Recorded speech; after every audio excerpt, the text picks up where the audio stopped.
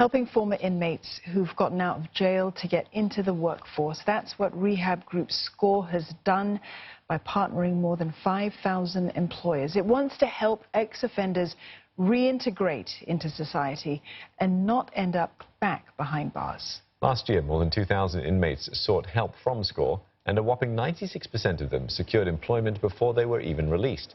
Of these, 6 in 10 retained their jobs for at least 6 months. The Hope Cafe is an example of how SCORE prepares inmates for life after prison. It lets offenders work towards national certification in either culinary arts or food and beverage operations to improve their chances of employment. President Halima Yaqub visited the cafe and said support from the authorities and community is just as crucial.